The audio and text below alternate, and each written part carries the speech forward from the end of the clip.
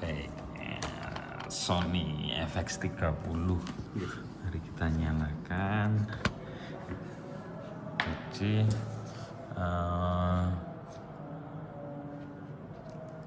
menu pertama nih ya Pak, file format nih. Ya. Ini sebenarnya yang I ini kalau storage-nya banyak recommended. Oke. Jadi dia tajam, buat ngedit enteng tapi filenya gede. Filenya gede betul.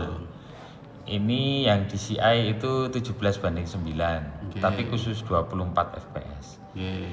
Nah, kalau yang HD yang ini maupun yang ini saya tidak rekomendasikan. Oke.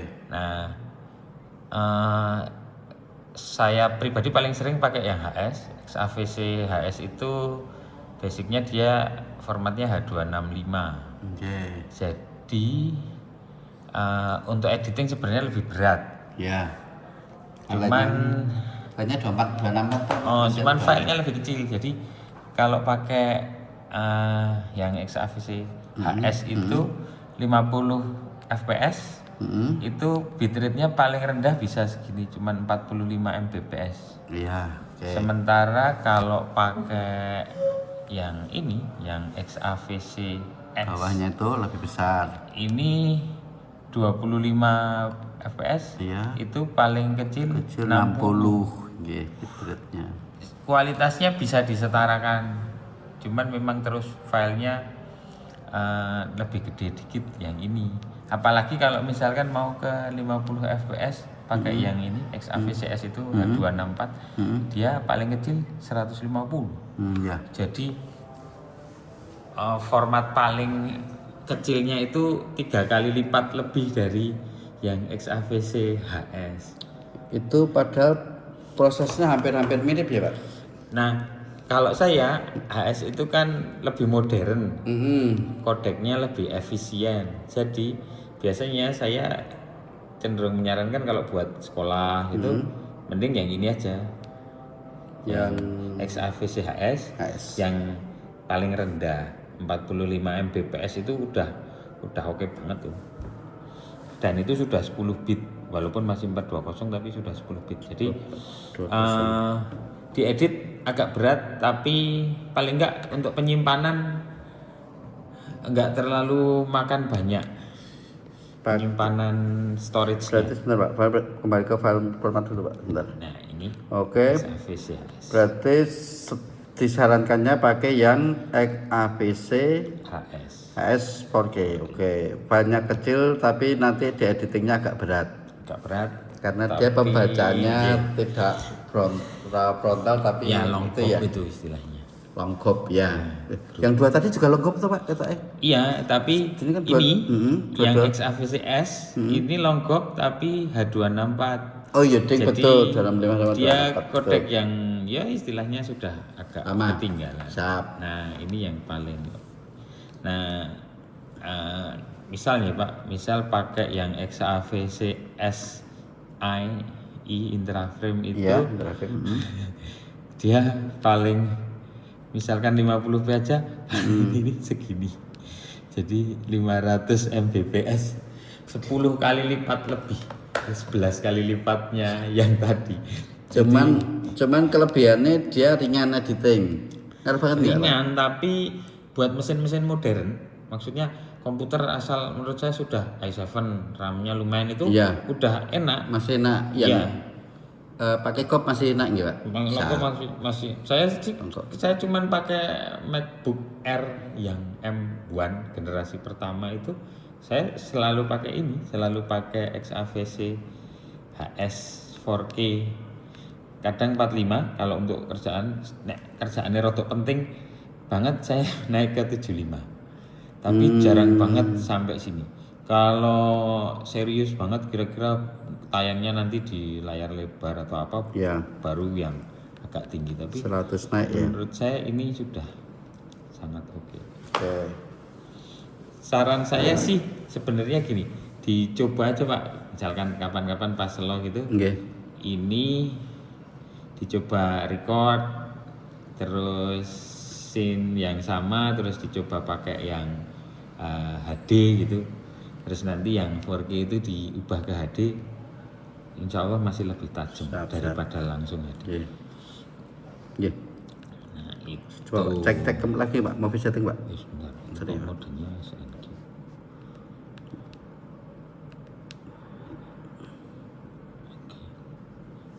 Movie setting. Iya, movie setting ke. Iya. Movie settingnya.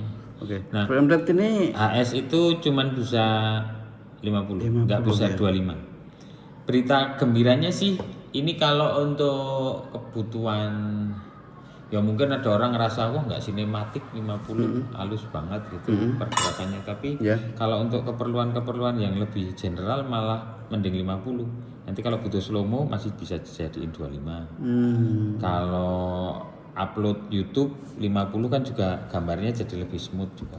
Maksudnya untuk liputan TV feature kadang-kadang kan saya dengar orang-orang film kan komplain, wah kalau nggak 24 atau 25 itu tidak natural lah itu. 50 masih dijadiin 25 masih lebih aman daripada nanti syuting pakai 25 tiba-tiba butuh 50 atau butuh slow mo pasti patah-patah banget. Berarti di editing nanti diturunin ke 25 itu ya Pak? Kadang gitu misal projectnya HD terus 25 fps masih aman. Oke, siap. Ya. Kalau record settingnya pilih yang terendah aja masih oke ya Pak ini ya? Untuk keperluan sehari-hari. Oh, saya coba bandingkan bentar. Ini kalau misalkan jenengan pakai yang HD pun itu movie settingnya paling rendah Pak. Paling rendah bahkan enggak sih 16. Paling rendah 16 rendah banget sepertiganya. Tapi itu makin jadi alasan kualitasnya. Nah, kalaupun naik ke yang di atasnya 16, melompat ke 50, ini masih lebih jelek daripada yang 45 Mbps HS tadi. Dia 4208 bit. Iya, betul. Padahal yang tadi itu HS sudah 10 bit ya. 10 bit 420. Jadi emang saya pribadi pernah minjem kamera ini FX30 punya teman itu waktu di setting HD waktu itu juga awalnya gitu mau ngirit gitu loh lagi kok karo Alpha 6000 HP Alpha 6000 gitu. Oh gitu? Iya, jadi Alpha 5100 Alpha 6000 itu kan sama sensornya. Itu HD-nya masih bagus banget karena memang dia cuma bisa HD kan, belum bisa 4K. Betul. Nah, jadi wah ini dagel lah. Jadi setelah itu wah ya wis Sony sing ono 4K ini memang koyo kudu 4K. Memang berarti saya bisa ngomong ke anak-anak nek gur kelas HD arep ke syuting HD ya wis nganggo 6400 saja sekalian gitu aja ya Pak. Enggak usah gaya pakai ini gitu ya. Nah, kadang-kadang ini enggak tahu saya mungkin memang sudah sengaja dibikin gitu. Ini kan displaynya ada display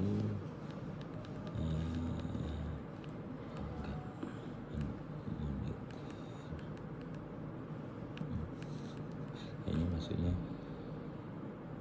sini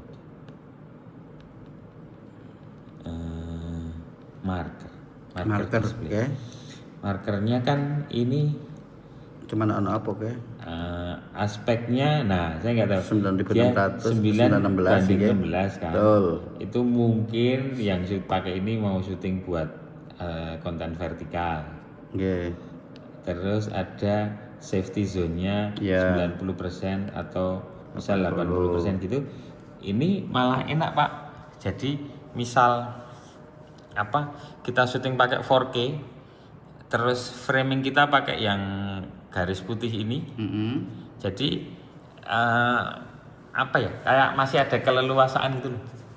Misal nanti mau distabilkan di editing, di web stabilizer atau pakai misalkan software lain kan juga ada stabilizernya. Itu ngecropnya masih aman. Berarti berarti untuk markernya itu kasih 80 atau 90 Pak enaknya? Kalau saya mending 80 yakin Mas nek rada nyamping sithik pasti ketangkep gitu nggih Mas Jan nggih. Dan kadang-kadang kan ini sekalian buat belajar itu loh Pak. Misal kalau film biasanya pakai kamera sinema itu kan aspeknya bukan 16:9, 4:3 atau 3:2. Jadi ruang di atas bawahnya itu masih ada, cuman jarang kepake. Itu sekalian buat latihan bocor ke boom misalnya. Oh, Jadi berarti misalkan boomnya bocorin, segini, oke, segini ini masih aman ya gitu misalkan. berarti masih keset aja nggak masalah Ya, karena nanti jadi kita bayangkan kalau ini udah HD, terus nanti masih butuh safety-nya segitu, ya tambah parah. Loh Pak, itu marker itu kan hanya penanda identitasnya tuh Pak, nanti Iya. tetap keambil kan Pak? Iya, tetap keambil. Cuma nanti Maksudnya, detekannya ke cropnya di sana berarti gitu. ya ini kan yang 9:16 misalkan mau bikin konten vertikal apa gitu. Ya. Nah, itu sih kalau soal marker. Paling kalau yang mesti sih itu ya image quality ini, file format sama movie setting. Coba ke ini Pak, kita lihat dari aja dari ke Biasanya sih FQ selain mana tadi mana ya? SNQ-nya tadi mana ya? di sini, Ya, tadi kan kalau saya menggunakan yang di bawah, ya. itu kan SNQ ini kan kita kan bisa ngatur itu frame rate selawe, tulisannya berapa itu toh? Itu kalau istilahnya mau bikin slow mo Betul. langsung di kamera, Betul. atau time lapse langsung di kamera. Cuman audionya nggak kerekam. Jadi SNQ itu nggak ada audio. Jadi kelemahannya SNQ-nya Sony nggak ada audio. Kalau Canon itu audionya masih kerekam file terpisah, audio biasa. Terus ada kamera apa lagi ya? Lumix apa ya? Itu kerekamnya di card yang kedua atau gimana. Tapi kalau Sony begitu SNQ audionya nggak ada. Berarti anggap aja SNQ anggap aja nggak penting gitu aja ya kasarannya. Iya, kalau saya sih kecuali bener-bener misal gini. Misal mau bikin time lapse. Bikin time lapse terus kalau time lapse kan misalkan recordnya 50, frame-nya 1 fps gitu. Jadi setiap detik ngerekam 1 frame. Iya. Terus nanti hasil jadinya 50. Nah, kalau kadang-kadang gini, wah time lapse langsung gue ndak borosi card gitu. Misalkan harus ngerekam sejam atau 2 jam gitu. Kalau nggak pakai SNQ kan jadi panjang banget. Betul. Dan lebih berat kan dipendekkannya. Kalau ini kan langsung. Ya. Kalau time lapse itu fungsinya enggak apa Pak sebenarnya? Ya misalkan mau ngerekam matahari terbit. Oh, menonton Ya time lapse. sama kita lagi gitu ya. Atau Pak, ngerekam itu loh Pak. Misalnya suasana pasar terus dicepet ke. Ya. Ini kalau time lapse itu dicepet ke. Nggih. Kalau slow mo dilambat. Iya. Ya itu sih. Nah itu makanya SNQ ini bisa dibilang jarang banget lah untuk. Kecuali memang secara konsep sudah misalkan ini 50 fps terus mau ngerekamnya 100 lah, tapi dari 100 ke 50 itu juga slow mo-nya cuma setengah. Nah itu sih kalau SNQ. Oke, lanjut. Nah yang biasanya malah Sebentar, ini ya berarti nomor 3 ini ya? ini tadi kan file, movie file setting, SNQ itu tadi. ya, Bukan atau mode. FPS-nya yang ini. FPS-nya fix apa variabel? Nah itu enaknya gimana Pak? Ini fix aja. Variabel itu kalau misalkan gini loh. Kan kita jadi kan kita kalau kita ngatur speed itu kan berubah-ubah kan nggak perlu dirubah ya. Iya, ini. Lanjut. Nah, terus ini lock itu yang penting. Oke. Nah, kalau saran saya misalkan untuk anak-anak PF ya mending di on kan. Oke. Ya ini, bentar Pak. Pilihannya yang mana? Cine EI atau fleksibel ISO? Amannya yang fleksibel. Fleksibel. Alasannya kita gini. ngerubah ISO terus-terusan? Enggak. Jadi Cine EI itu gini Pak, gampang ya. Cine EI itu kalau ini saya setting ke Cine EI ya. Iya. Itu kalau misal saya jadi secara displaynya aja kadang-kadang udah bikin bingung. Ini kan tulisannya 200 EI 4.0E garis miring L. Ya. Itu maksudnya kan ini aja kalau kita terus mencet ISO, tombol ISO nggak bisa. Lock kan lock. Ya, jadi lock setting ISO-nya terus. Nah ini curangnya dia itu kalau kita ngubah ini di sini EI kan Pak. Terus kita mau gantinya itu harus seingat saya di tempat lain itu loh. Nggih. Jadi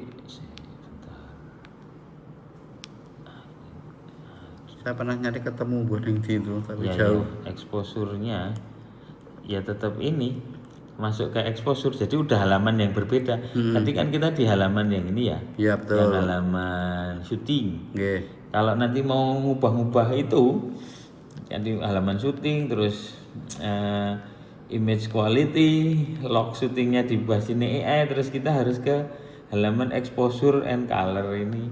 Iya. Exposure-nya, nah kita harus ke ini, harus ke base ISO dulu. Iya. Mau base ISO Berapa? rendah 800 atau tinggi. Tinggi itu 2500.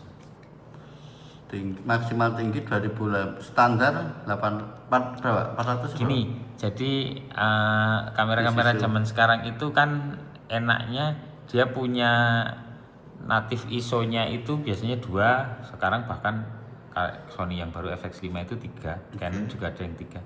Jadi base ISO itu ISO di mana noise-nya paling rendah. Oke. Jadi kalau situasinya terang ada baiknya ISO-nya pakai 800, tapi di situasi yang lebih gelap diberi fasilitas biar lampu murah gede-gede banget pakai native ISO yang atas yang 2500. Sebentar Pak. Ini tadi kan kalau kita lihat di ISO Ini. tadi kan semuanya ini bis semua kan dasarnya berarti kan. Iya. Artinya 2500 itu juga masih oke. 800 oke, mau ke bawah lagi di berapa itu? Enggak, 2 aja. Jadi native ISO-nya, base ISO-nya ada 2, 800 atau 2500. Jadi malah gampangnya gini, kalau syuting pakai FX30, ISO-mu nggak boleh selain 800 sama 2000. Oh gitu. Ya, karena kalau selain itu nanti kemungkinan kalau enggak highlightnya lebih gampang overexpose, ya noise-nya di shadow lebih tinggi. Berarti kasarannya saat tersebut sudah kelok. ISO-nya juga juga sudah kelok. kelok antara 800 atau 2500. Oke, saya. Kalau mau main-main ya aperture atau mainan ND filter. Makanya buat anak video ya ND filter Harusnya itu punya larang ya Pak. Baru ya. Atau beberapa orang itu kalau apa ya kadang kalau kepeksa misalnya pengen dov sempit itu padahal padang itu ya udah ISO-nya aja gambarnya rodok-rodok apa patah-patah sidik rapopo lah gitu. Daripada mainin diafragma terus bukaannya jadi kecil, malah nggak sinematik gitu atau nggak bokeh gitu, kadang-kadang ISO-nya yang ditinggiin. Oh, oke. Nah, EI ini kalau misalkan kita ke 800 ya Pak, ini misalkan ke 800 misalkan. Nah, dia itu ini yang kadang jadi bikin bingung. Nah, itu. Jadi gini, EI-nya 800, Ya. tapi kita masih bisa, jadi base ISO-nya 800, tapi kita masih bisa Muter-muter itu. Oke. ganti-ganti EI-nya. Iya. Cuman ini tidak disarankan karena, nah kalau jenengan dulu sering pernah syuting itu tuh Pak, pakai kamera film, Camcorder. bukan? Kamera film. motret. Oke, nggih. Misalkan jenengan beli film ASA 200, 200, 100, tapi oke. terus di kamera di setting 400, Betul, bisa. biar nanti pas nyuci di push Oke. satu stop gitu. Betul. Nah ini kayak gitu logikanya. Jadi base ISO itu kita pakai filmnya itu ASA 800. Betul. Kalau ini di setting 800 udah pas, seharusnya gitu. Base ISO 800, EI-nya 800. Oke.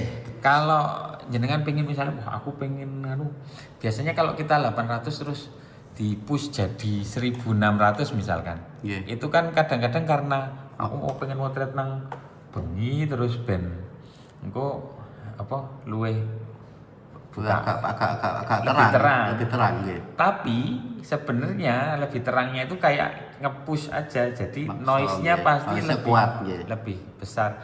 Jadi sebenarnya nggak terlalu disarankan pakai misalkan ISO 800 tapi EI-nya malah 1600.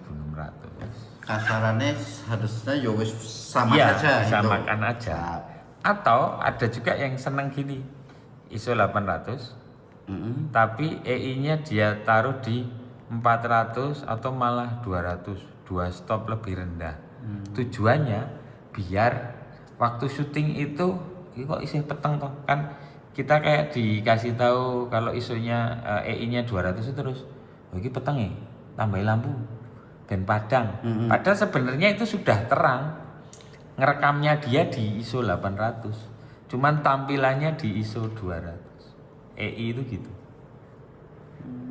Jadi memang agak rumit. Makanya saya kalau nyaranin kalau punya kamera Sony yang ada EI-nya ya pastikan antara ISO-nya berapa sama EI-nya podo. Ya, Terus sponsor ya podo. atau kalau memang mau lebih aman karena Sony itu baru-baru saja ngasih ini yang apa yang tadi yang yang sini yang lock shooting setting itu dulu cuman ada off sama Cine EI yang kamera-kamera standar Cinema dia baru-baru ini saja dikasih Cine EI Quick sama flexible ISO. Nah jadi kalau mau aman flexible ISO saja. Alasannya Biar lebih gampang buat anak-anak juga mikir misalkan ini ISO-nya berapa? Oh 2000 gitu. Cuman ini loh Pak, mencet ISO kan tombol puterannya ya, aja, klik terus misalkan diputar apa?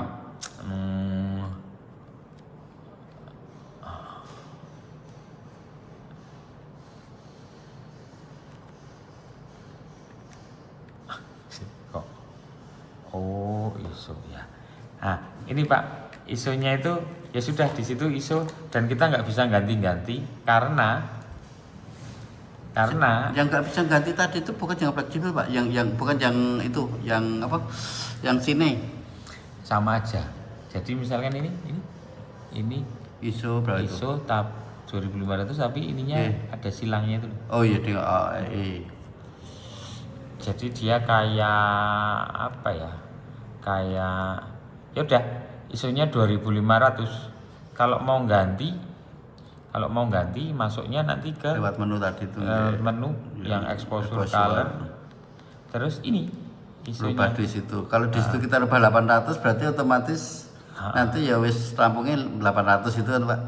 Oke. 800. Jadi mending malah pokoknya ISO-nya untuk FS 30 itu kalau nggak 800 ya 2500. Dan ini khusus buat yang lock ya Pak.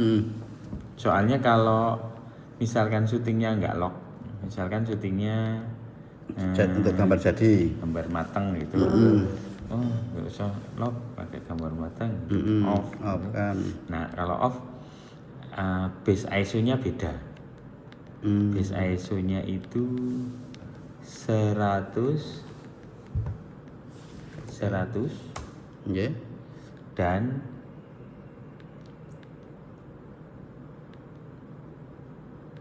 250 apa ya?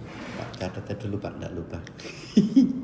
Jadi gini, dari 800 ke 2500 itu kan naik 1/2/3 stop. Oke. Untuk lock, untuk S-lock, S-locknya mending yang 3 ya Pak, sekalian aja. S-lock 3, S-gamut 3.sini. S-lock 3 dot S-gamut S Ini. gamut. Lihat yang ini aja Pak, biar enak. Sebentar. Ding, ding, ding. Ini misal, nah ini S gamut 3 dot sini garis miring S log 3.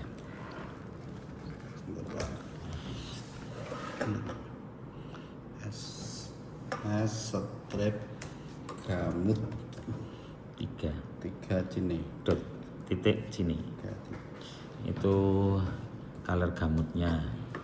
Gamanya S log 3. Terus gamanya S log 3. gama S log. Karena ada 3 tuh Pak tuh. Oh iya, Enggak. betul. Biasanya pilihannya cuma ini.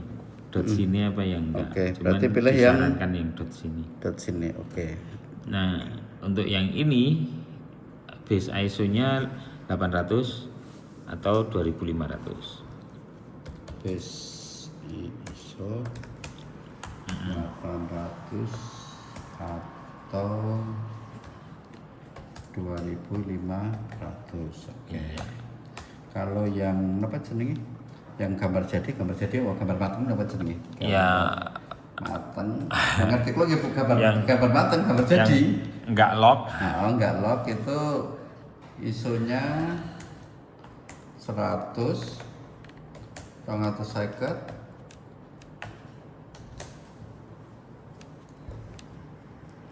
100 sama 320. 100 atau 320. Jadi tetap dua aja. 320. 20. Alasannya kenapa kok enggak semau kita kok harus dipatok kayak gitu? Sementara kan Ya, itu beda-beda. biar noise-nya minimal. Gampangnya gini. Misal 2500 saya kepetengan nih. Nambah lampu aran duwe. Ya wes 5000. Ini 5000 syuting pakai ISO 5000 kelihatan terang itu noise-nya kemungkinan akan sama dengan misalkan syuting di 2500 terus nanti di editing dipadangke. Satu stop itu performance atau kualitas noise-nya sama. Jadi ibaratnya kan ya kayak kita nerangin foto di editing toh Pak. Ya. Misalkan aku motret nganggo ISO 100 kepetengan nih, tak motret nganggo ISO 3200 jepret. Nah, Terus ambiar terus pakai ISO 100 diterangin. ya betul. Oh, kok hasilnya podo lah yang ngono kuwi. Itu kayak software aja kan. Ya. Gitu. Ya kalau di foto itu kan saya mending lebih suka under, tinggal saya naikin dikit. Nggih, nah iya. Nah, itu yang istilahnya apa ya? Malah latihan anaknya biar disiplin. Nggih. Udah.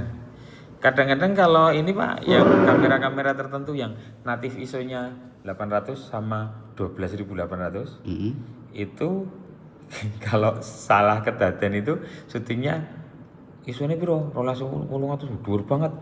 6.400 wae. 6.400-nya malah lebih noise daripada 12.800. Iya. Sony A7S3, FX3, FX6 itu gitu. 800 naik gitu, noise-nya nambah sampai 10.000. Begitu 12.200 noise-nya hilang. Iya. Jadi itu saya pernah dulu pas awal-awal punya kamera itu, wah, Mas kok noise banget lagi. Tak cek. Walah, iki kleru aku.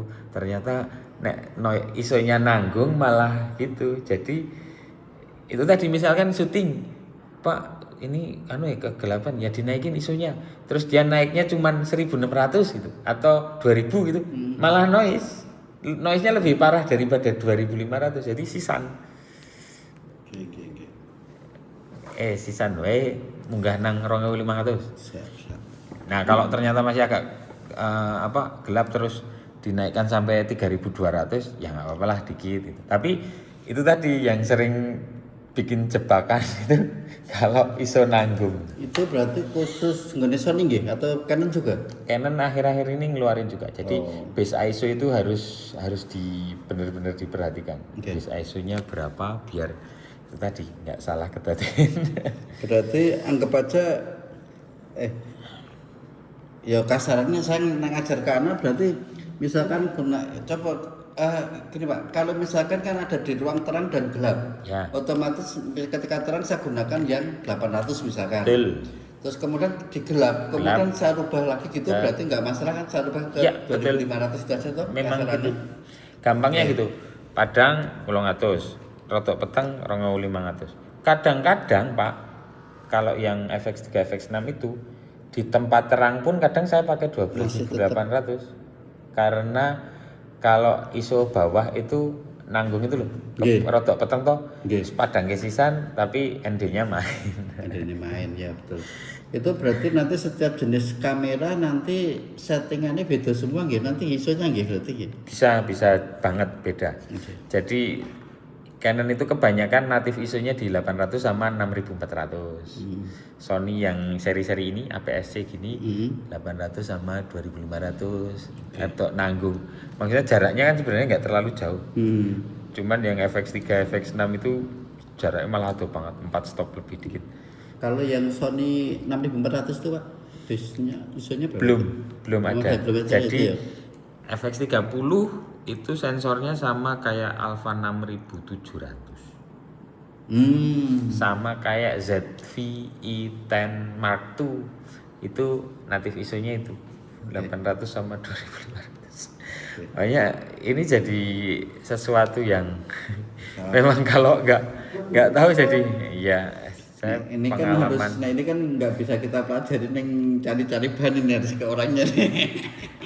Ada sih Pak yang bikin konten, cuman kan kadang-kadang Jarang ya. ketemunya harus Iya, coba Pak kembali ke asal kembali Pak. ke ini image Coba quality image tadi. quality sudah, mau S-log-nya Log ini tadi ya. cek dulu lagi Pak, cek lagi pilih yang Yang flexible ISO aja. flexible ISO. Terus ini Pak, embed LUT itu saya off kan. Oh, itu untuk itu ya apa jenenge nggo double apa jenenge? Jadi gini, LUT itu lookup table itu kayak itu loh Pak, misalkan nah ini juga lucu. Jadi tampilannya LUT itu ada di sini kan, di exposure color. Ya. Jadi langsung masuk ke color ini, select LUT. Jadi LUT itu kalau kita mau apa? Ini loh Pak, misalkan oh ini belum diisi. Jadi Itu kan masih bikin kosong. bikin sendiri tuh Pak. Sendiri. Tapi intinya LUT itu kita bisa misalkan nanti masang LUT tertentu terus LUT-nya mau recordnya itu flat tetap file S-log-nya atau file LUT-nya matang. Gimana Pak jelas Pak? Jadi kalau ini tadi saya ke sini dulu Sony bolak-balik. Jadi saya misalkan ke sini ke log shooting. Oke. Kalau embednya itu on, Oke, itu nanti misalkan LUT-nya kita pasang LUT yang matang, ya udah rekordannya kayak gitu. Rekordannya mateng itu gitu kan, Oh. betul gitu. Nah kalau ini di off, LUT-nya itu cuman tampilannya saja. Jadi di layar itu kelihatan matang, tapi sebenarnya yang ke-record tetap yang S-log. S-log. Oke. Artinya sebenarnya LUT itu kan semacam bikin template gitu toh Pak Ya sebenarnya. semacam filter lah kalau bahasa gampangnya anak sekarang. Jadi kalau punya saya sih saya pasangi beberapa yang kadang-kadang untuk project tertentu saya on kan, jadi nge-recordnya langsung biar nggak usah mikir grading.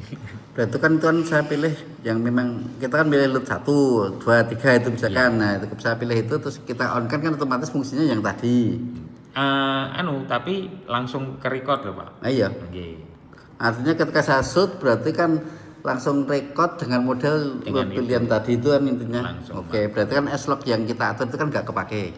Ya. Oke, Nah, lanjut. ini proxy. Oh iya, tim proxy. Oke. Proxy itu Sebaiknya on apa? nah gini Dengan 4K itu. ya kalau saya mungkin biar lebih asik malah gini Pak, saya pernah pengalaman itu gini, mending ini apa istilahnya proxy-nya di on kan, terus nanti kalau memang berat yang diedit proxinya aja. Nah, nggih. Memang fungsi dari proxy itu kan untuk ngenteng ke proses editing. Ya, biar nggak harus convert lagi.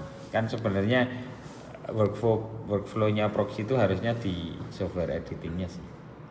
Nggih. Nah, cuman kalau zaman dulu kan saya tak konverti dulu kecil-kecil satu-satu, terus kemudian tak tempel edit itu kemudian baru dipindah. Nah ini proxinya juga yang HS, yang 265 H265. ABC HS. Kenapa kok harus? Kalau yang bukan HS, yang S, yang H264, HD-nya HD banci. Ini HD-nya HD 720 kecil. Jadi pakai yang HS aja. Tapi kan itu kan nanti kan intinya kan nggak kepake Pak kasarannya. Bedanya kemana? Kalau saya ini bisa aja buat arsip. Jadi anggaplah nanti proxinya masih terus disimpan gitu. Geng. Tapi kan pada prinsipnya kan fungsi proxy itu kan kita ngedit sudah rampung, jerat kok saya mau pindah color grading kemudian baru saya ke yang asli. Itu kan yang aslinya gitu kan Pak. Cuman ini proxinya Sony itu kalau memang mau dipakai sebenarnya juga cukup bagus Pak. Apalagi yang HS ini kan Full HD 1080. Ngeditnya lebih ringan ya gitu ya. Ini 9 Mbps. Kalau tadi kita pakai HD yang H264 itu kan 16 Mbps paling kecil. Sebenarnya ini kan 10 bit 9 Mbps itu sudah oke. Misalkan untuk praktek anak kelas 10 udahlah yang dipakai proxinya aja gitu. File 4K-nya nggak usah dipakai tapi gini aja. Proxy storage soalnya pakai yang ukuran pakai HS ya? Iya, yang HS. Pilihannya cuma 2 sih. AVC HSHD. Oke. Ini juga ada 2 sih. Tapi yang bawah. Yang racket settingnya lebih nyaman yang kayaknya bawah masih 9 masih oke kayaknya nggih. Pilih kata lompat aja ya. Nggih. Proxy settingnya 9 Mbps. Proxy setting pakai 9 Mbps. Dari proxy ke lens compare. Nah ini kalau biasanya sih sarannya di auto semua aja. Itu apa tuh Pak? Saya radung itu ya. Jadi gini, lensa itu kan kadang-kadang ada yang lensa zaman sekarang apalagi ya, yang kadang-kadang kalau shading itu lensa-lensa sekarang itu banyak yang ukurannya makin kecil sehingga di ini Pak di pinggir-pinggir ini, di pinggir-pinggir pojok gitu itu kayak lebih gelap gitu loh. Nah itu dia mengkompensasi. Kalau Sony punya database-nya lensa terus dia itu mengkompensasi pakai software bagian pinggirnya dibikin lebih terang. Chromatic aberration juga. Itu berarti kita atur dulu atau udah otomatis? Enggak, otomatis. Makanya di auto aja. Enggak usah diotak-atik. Sebentar. Dan kompensasi. Nah, berarti intinya kompensasi setting itu kan bayangan. Berarti kita saya bahas bayangnya apa ya? Mendung. Ya, intinya ruang gelap pinggir-pinggir kita auto oke. Ini auto juga, distorsi chromatic juga. Itu apa nih Pak? Chromatic aberration itu kalau beberapa lensa kalau di bukaan paling gede terus di pinggir-pinggirnya itu kayak ada warna yang pecah itu Pak, enggak tajam. Oke, siap. Terutama lensa-lensa lama. Apalagi siap. Kalau itu ini gampangnya auto aja semua. Siap. Karena kalau nggak auto pun pilihannya cuma auto sama off. Iya. Nek off nanti ya main gelap-gelap gitu aja tuh, pecah-pecah gitu aja. Oke. Kalau breathing kamu itu apa? Breathing itu gini, untuk lensa-lensa zoom itu kadang-kadang kalau kita zoom, kalau kita fokus dari out fokus dari blur ke tajam itu kayak agak ngezoom in atau ngezoom out itu. Nah, lensa cinema itu nggak ada breathingnya, istilahnya ngezoom in atau ngezoom out itu breathing, bernapas, lensanya bernapas. Nah lensa yang bagus itu sebenarnya nggak boleh gitu loh. Jadi kalau misalkan aku udah mengkomposisi gambar segini, pas tak autofocus kok terus koyo zoom in atau zoom out. Nah, beberapa lensa kayak gitu, nah dikompensasi sama Sony. Sony itu punya kompensasinya, terus biar nggak terjadi zoom in zoom out ya dia langsung ngelok ke posisi tertentu. Tapi kalau lensa yang ini bukan mereknya Sony, biasanya ininya nggak bisa nggak bisa, itu juga ini nggak bisa khusus, itu ya? biasanya khusus lensa Sony. Oke. Terus